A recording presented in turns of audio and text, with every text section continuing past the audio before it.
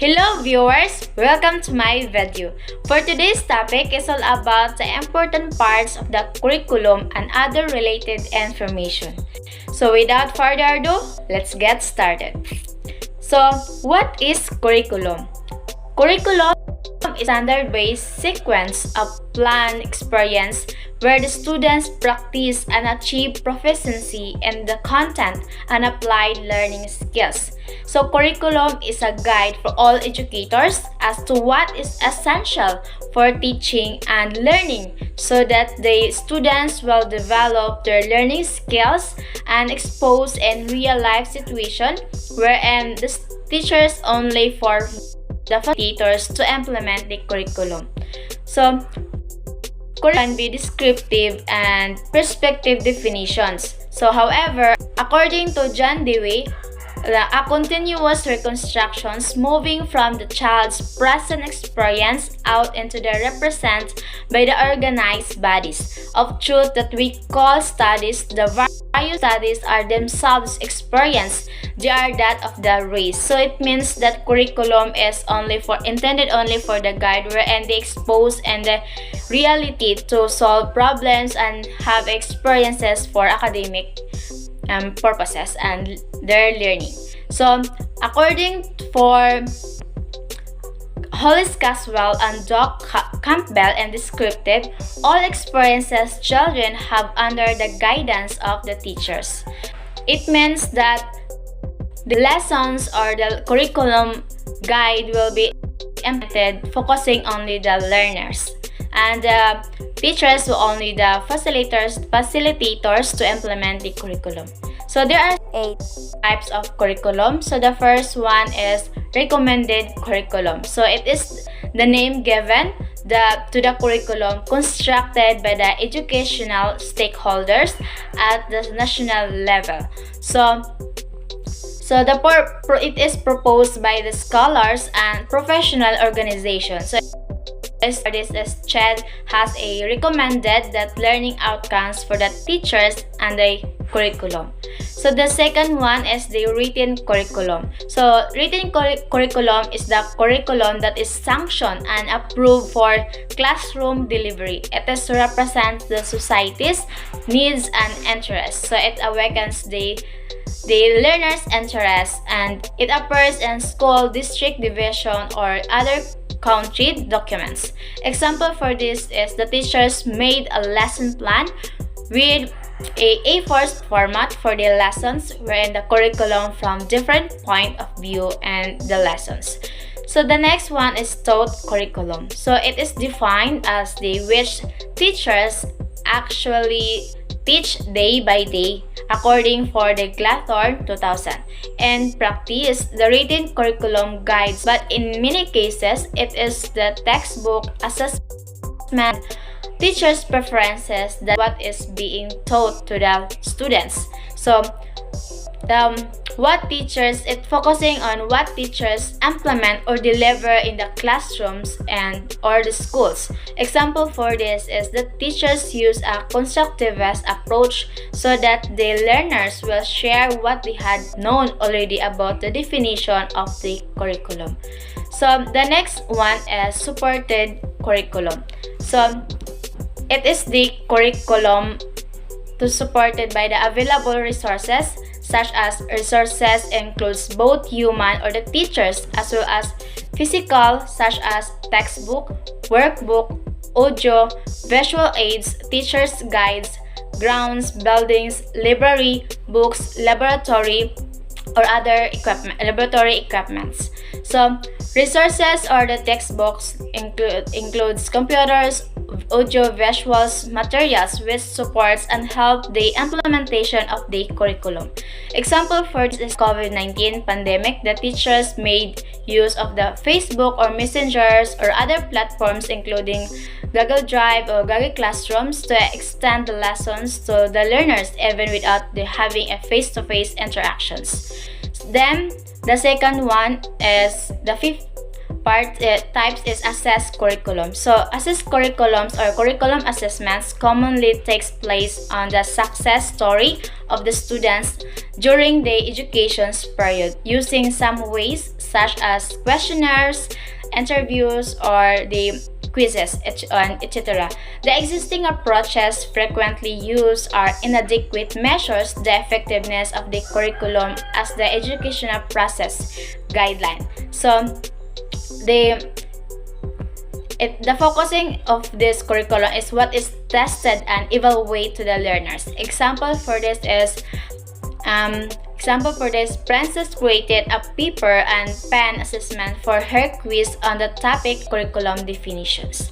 The next one is learn curriculum, refers to what students walk away with from course. This includes the subject matter and knowledge they learn from a course, but it can also include additional changes in attitudes and emotional being. So it is focusing on the student, on what the students actually learn from the course pack or the lessons, or what is being measured. So example for this is when the students get a high score on the quizzes or her subjects, the teachers, and the school curriculum. And the last one is the hidden curriculum. So it is a set of lessons which are learned but not openly intended. So it is to be taught in schools, such as norms, values, beliefs that conveyed in both the classroom and social environment. So it is like a touchable moments. And the last one is unintended curriculum. So it refers to peer influence, school's environment, physical conditions, teacher-learner interactions, mode of the teachers, and so on. Example for this, when the learners of the basic English because her friends choose it too. And the major philosophies for curriculum. So four major philosophies has influence in the United States educations, includes the idealism, realism, pragmatism, and existentialism. So the first two philosophies are traditional and the last two are contemporary. So idealism is the metaphysical view that associates the reality to ideas in the mind rather than to material objects. And the one is realism, is concern for a fact or reality and rejection of the impractical and visionary. Pragmatism is a way of dealing with problems or situations that focuses on practical approaches and solutions.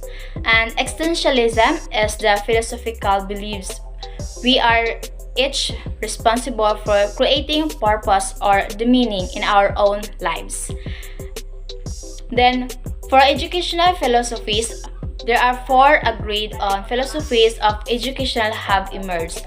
So, the first one is perennialism, which values the knowledge that transcends time. This is a subject-centered philosophy. The goal of perennialist educator is to teach students to think rationally and develop minds that can technically. Essentialism, the view that some properties of objects are essential to them. The essence of things is conceived as totality of its essential properties. Progressivism believes that education should focus on the whole child rather than on the content or the teachers. So they're focusing on the learning experiences and which expose the learners in real life situations. The next is Reconstructionism, is a philosophy that emphasizes of addressing of social questions, a better society, and worldwide democracy. Reconstructionist educators focuses on a curriculum that highlights social reforms as the aim of psychological foundation of curriculum. Sense of associations and behaviorism. Proponents of association and behaviorism includes Edward Thorndike in 1870. Next, she's the father of classification theory and the SR or stimuli and response theory. Ivan Pavlov experiment with salivating dog, eliciting an unconditioned response by using previously neutral stimuli. Then, the third is John Watson in 1958. Watson took Pavlov's finding to another level, emphasized that learning was observable or measurable, not cognitive. He introduces that nurture versus nature. The next one is B.F. work was on the development of the theory of operant conditioning, the idea that behavior is determined or influenced by its consequences, respondents versus operant behavior. So respondent behavior is the elicit response tied to a definite stimulus, wherein the operant behavior emphasizes the use of positive and negative reinforcement. The next is Albert Bandura, 1925 to present, is proponed the theory of observation learning or modeling, otherwise known as social learning theory.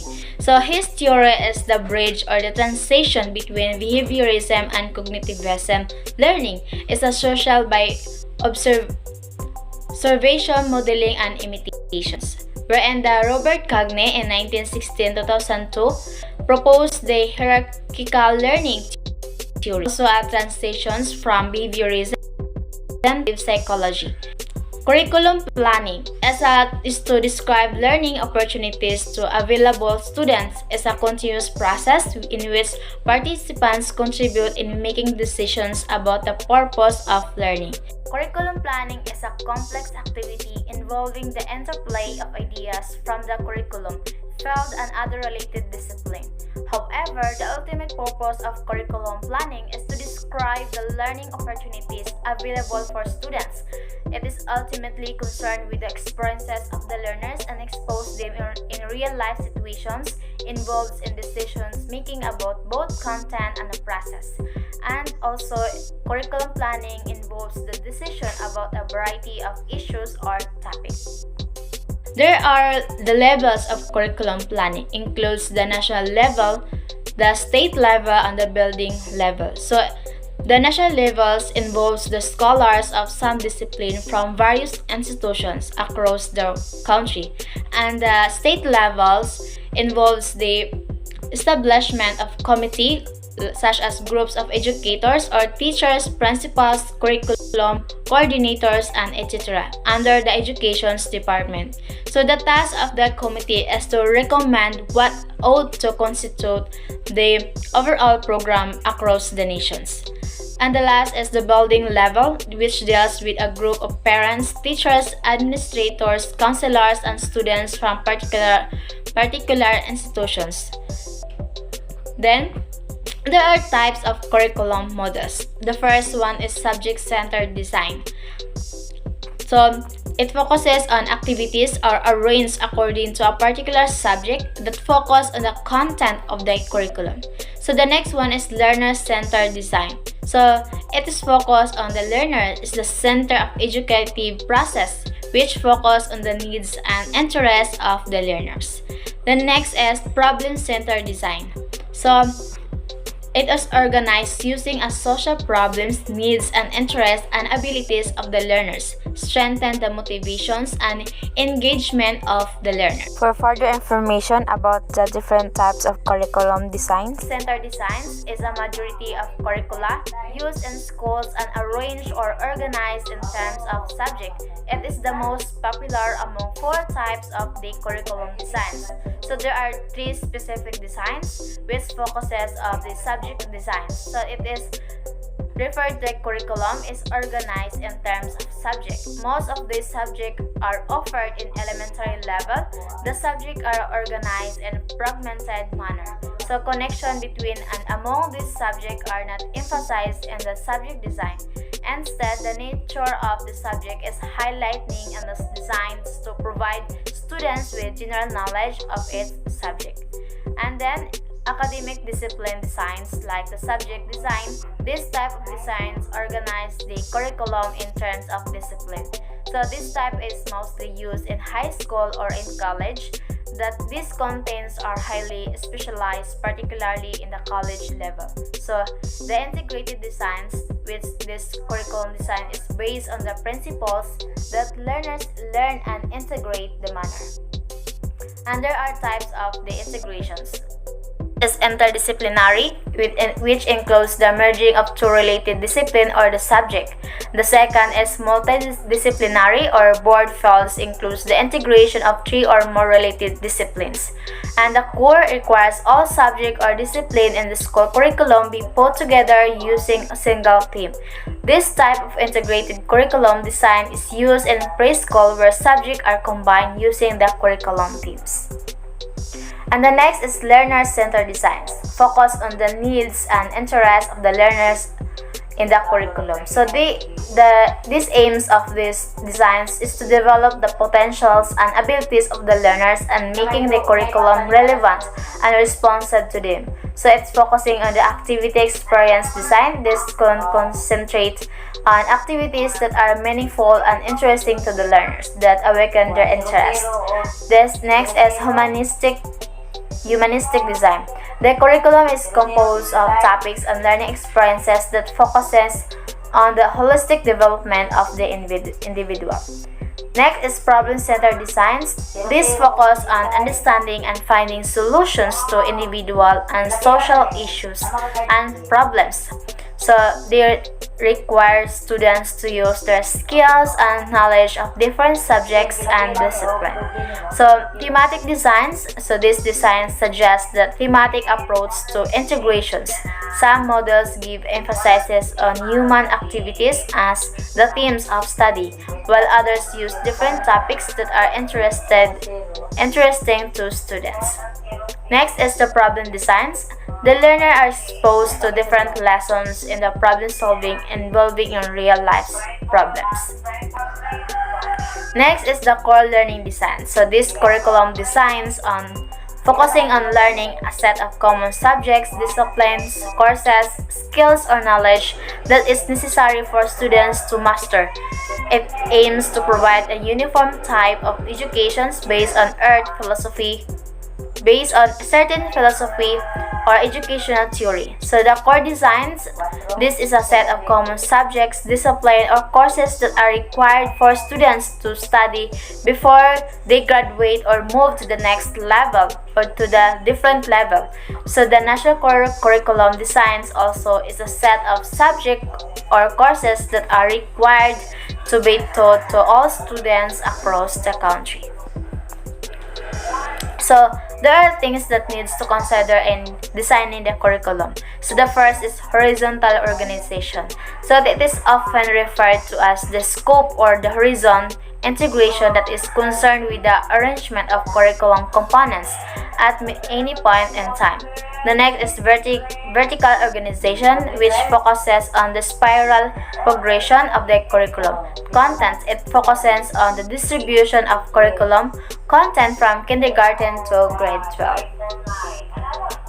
So, sequencing curriculum content. So, it is defined as the order in which the content are represented to the learners. They are organized according to a specific curriculum design principle or the philosophy. So the first one is simple to complex. So this is traditionally applied to discipline. The topics are arranged in a progressive spiral sequence from the simple to complex. And next is prerequisite learning. This principle is followed in subject and courses that largely consist of flows and principles. The next is chronology. This design principle suggests sequencing of content according to a chronology of events in order. And while two-part learning, this is whole two-part learning. This is deductive approach to design content. One must see the big picture of ideas to understand the specific concepts and skills. And the last is increasing abstractions. This content can be sequenced according to the idea or principles that as students can learn most effective if the concept or skills is related or relevant to on personal experiences.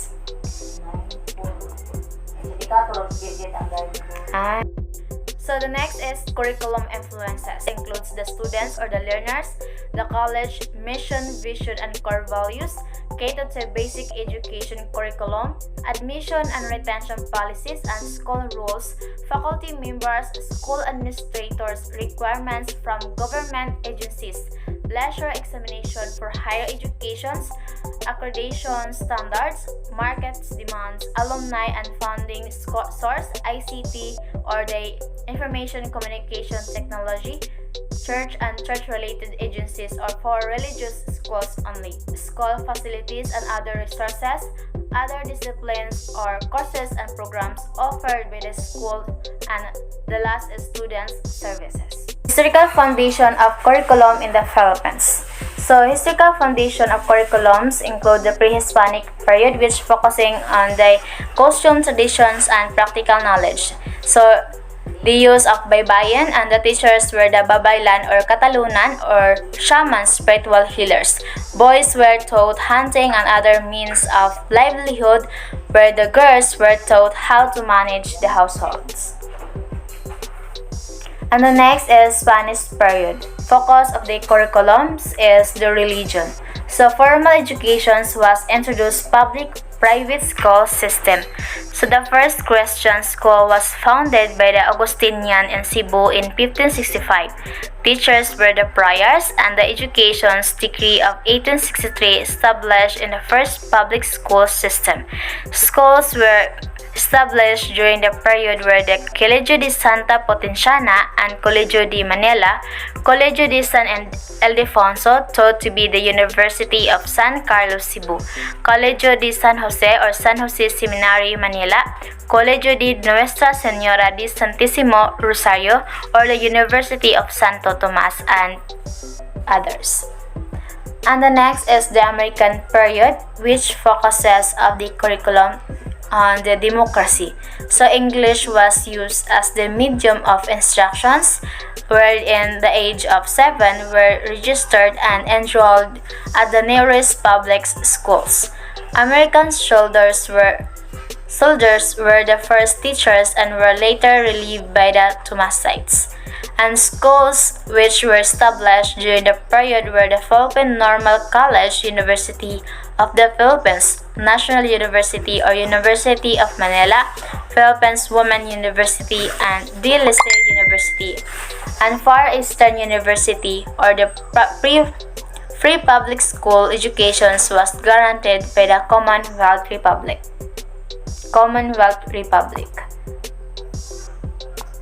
The next is Japanese period. Focus on the curriculum were the New Asian Order.